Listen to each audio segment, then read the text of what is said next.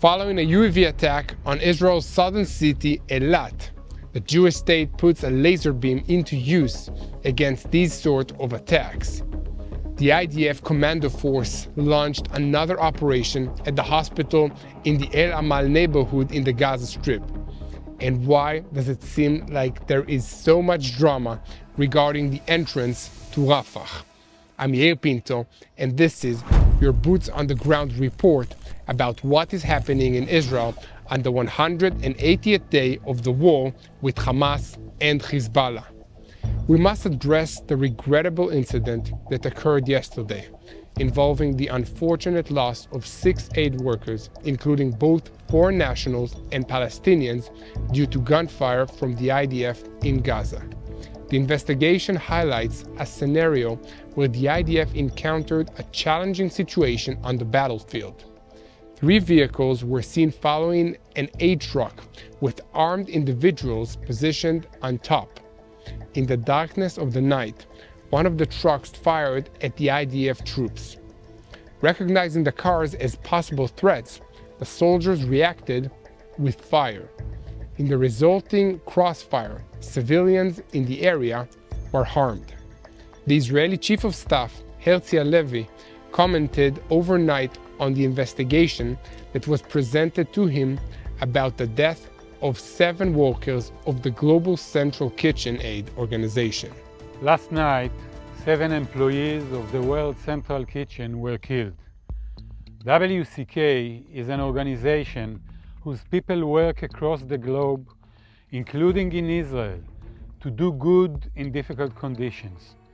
The IDF works together closely with the World Central Kitchen and greatly appreciates the important work that they do. The IDF completed a preliminary debrief. I want to be very clear. The strike was not carried out with the intention of harming WCK aid workers. It was a mistake that followed a misidentification at night during a war in a very complex conditions. It shouldn't have happened. We will share in full transparency the findings of the investigation with the World Central Kitchen and other international relevant organizations. We see great importance in the continued delivery of humanitarian aid, and we will keep working to facilitate this vital effort. I personally want to address all those voices demanding an immediate stop to Israel's operations in Gaza. It's not feasible, and it's not realistic. This conflict has already claimed the lives of over 600 soldiers, with thousands of civilian deaths and kidnappings. Allowing this conflict to end without a resolution, as has happened many times in the past, would only set the stage for another significant conflict in the future, causing more loss of life. We can't forget that Hamas is a terrorist organization that is using Palestinians as human shields for dozens of years. With Hamas in charge of the Gaza Strip, there is no future for the Palestinian people and no possibility for peace with Israel. While we persist in this defensive war, we are faced with increasing anti-Israel demonstrations and condemnations from all over the globe. This is incomprehensible to me personally, considering that any nation subjected to such a barbaric attack like what happened on October 7 would do anything to prevent something like this from ever happening again. I can't think of any nation that would tolerate this, and never mind not retaliating and trying to retrieve our hostages. Many experts speak highly about Israel's ability to minimize civilian casualties and its policies in this war in order to do so. Sadly though, the haters shout more loudly, especially when isolated incidents like this one take place. That is why I am asking you to unite with us for the sake of the truth. Share our videos on YouTube, subscribe to this channel, and follow us on social media. Please take a second and click on the follower button. Thank you so much for your support, and please join us in prayer for the peace of Jerusalem. Getting back to the news from the Gaza Strip, where the IDF is operating in the El Amal neighborhood of Khan Yunis. The raids are carried out in the most precise way possible and have led to the elimination of dozens of terrorists and the discovery of large stockpiles of weapons and ammunition. In addition, soldiers from the Egoz unit have arrested dozens of terrorists who left Nassar Hospital and were transferred for further investigation to the 504 Intelligence Division and the Israeli Shin Bet agency. The forces also completed sweeps of the Nasser and El Amal hospital in order to make sure that the terrorist organization Hamas did not re-establish its infrastructure there, as happened in the Shifa hospital in Gaza City. Meanwhile, Israel is developing a solution against the UAV attacks. The new system uses a laser to track and destroy incoming UAVs. This development is coming to light just 2 days after the unusual attack in Damascus attributed to Israel, in which a senior Iranian Islamic Revolutionary Guards official, Mohammad Reza Zehadi, was eliminated. Israel is closely watching the skies in anticipation of incoming UAVs, which is the preferred method of attacks by Iran and its terrorist proxies in the region. The threat of UAVs has already been seen in this war, as Israeli airspace has been infiltrated by aircraft launched from Syria and Lebanon, as well as from more distant destinations such as Yemen and Iraq.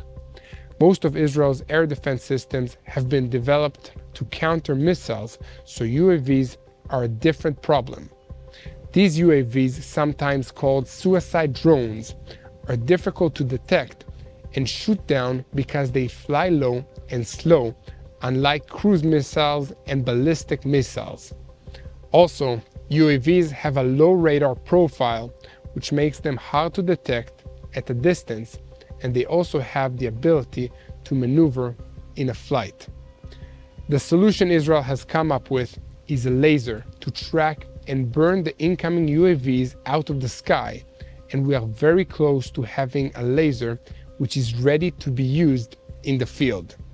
This is a good place to tell you that this weekend, a special episode of my new series, My State, will talk about the attempted blockade of the Red Sea by the Iranian-backed Houthi rebels in Yemen and how Israel found a way around it. Stay tuned for this episode. Switching focus to Israel's diplomatic efforts, this week, Defense Minister Yoav Gallant met with his counterpart, U.S. Defense Secretary Lloyd Austin in Washington. According to the report in The Times, the United States believes that Hamas rule in Rafah can be eradicated by taking the following steps: targeting and hitting the heads of Hamas and the organization's leadership in the city, reliable and effective steps to evacuate the population from Rafah, full security of the border between Rafah and Egypt, the destruction of the smuggling tunnels connecting Rafah and Egypt, and increasing the humanitarian aid flows into the city. This last item will need careful planning, as we know Hamas likes to hijack humanitarian aid shipments meant for the Palestinian civilian population. Meanwhile, the American plan has several other details on which opinions are divided among Israelis. The main difference in opinion comes from the form of evacuation of Rafah. According to the Americans, a floating island will be built and about 1 million people will live on it. In principle, Israel reached an understanding with the United States, Egypt, Jordan, and the United Arab Emirates that some of the residents of Rafah would be evacuated and housed in tents, and some on a floating island to be built west of Gaza. 25,000 tents will be erected in each village, and a total of 1 million people will stay in them.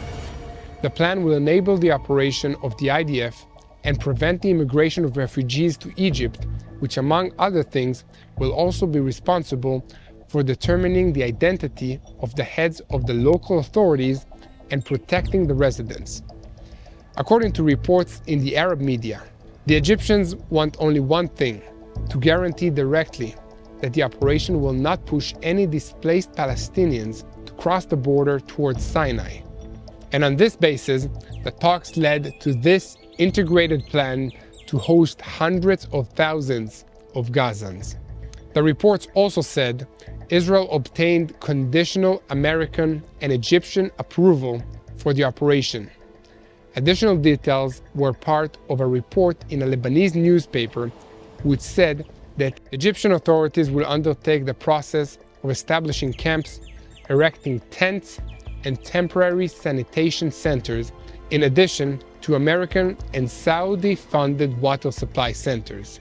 At the end of the previous week, Israeli Prime Minister Benjamin Netanyahu instructed the IDF and the security establishment to prepare for the expansion of the war and to prepare an action plan for the evacuation of the civilian population in the city of Rafah. אנחנו ניכנס לרפיח ונשיג את הניצחון המוחלט. This is in order to allow our forces to operate in the area and destroy the 4 Hamas battalions that still remain in the southernmost city of the Gaza Strip. This situation is very difficult and keeps changing daily. Please stay tuned to our reports and join us in prayer. Together, we need to share the truth and stay united in order for Israel to win the public opinion battle as well as the battles in Gaza.